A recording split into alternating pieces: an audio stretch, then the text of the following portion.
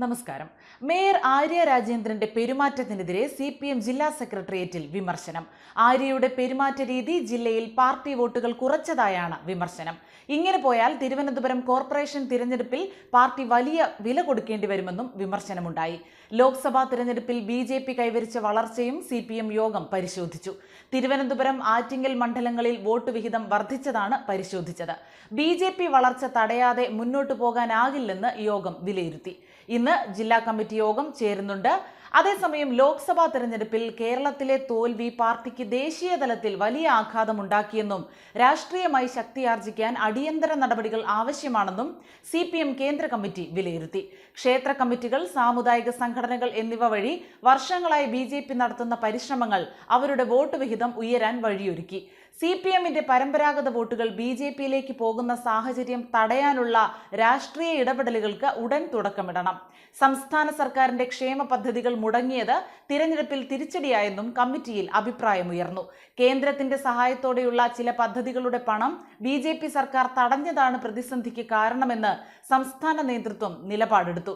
കേന്ദ്ര കമ്മിറ്റി നാളെ സമാപിക്കും. കേരളത്തിൽ തുടർച്ചയായ രണ്ടാം ലോക്സഭാ തിരഞ്ഞെടുപ്പിലും എങ്ങനെ കനത്ത തോൽവി ഉണ്ടായി, BJPയുടെ വളർച്ച എന്തുകൊണ്ട് തിരിച്ചറിയാൻ കഴിഞ്ഞില്ല തുടങ്ങിയവയാണ് പ്രധാനമായും പരിശോധിക്കുന്നത്. ഇന്ത്യ സഖ്യത്തിൽ പാർട്ടി സ്വീകരിക്കേണ്ട നിലപാടുകളും ചർച്ച ചെയ്യും.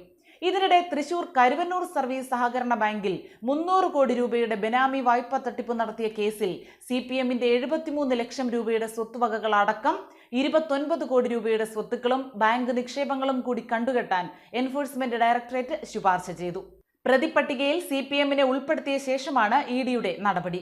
ഡയറക്ടറുടെ ഉത്തരവ് ഇറങ്ങുന്നതോടെ കണ്ടുകെട്ടൽ നടപടികൾ തുടങ്ങും. ഇതോടെ കേസിൽ 115 കോടി രൂപയുടെ സ്വത്തുവകകൾ ED കണ്ടുകെട്ടും.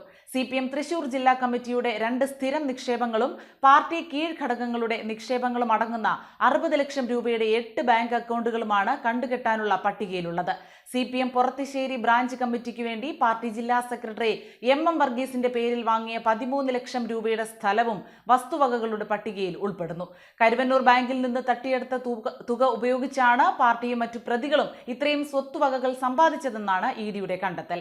അതേസമയം മുഖ്യമന്ത്രി പിണറായി വിജയനെ പ്രകീർത്തിച്ച് യൂട്യൂബിലൂടെ പുറത്തിറക്കിയ ഡോക്യുമെന്ററി സംവിധായകൻ KR സുഭാഷ് പിൻവലിച്ചു.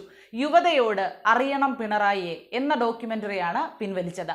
കമ്മ്യൂണിസ്റ്റുകാരൻ എന്താണെന്ന് യുവതലമുറ അറിഞ്ഞിരിക്കണമെന്ന അർത്ഥത്തിൽ നിർമ്മിച്ചതാണ് ഡോക്യുമെന്ററി എന്നും പിണറായി വിജയൻ ഒരു സഖാവല്ല എന്ന തോന്നലുണ്ടായതാണ് പിൻവലിക്കാനുള്ള കാരണമെന്നും സുഭാഷ് പറഞ്ഞു.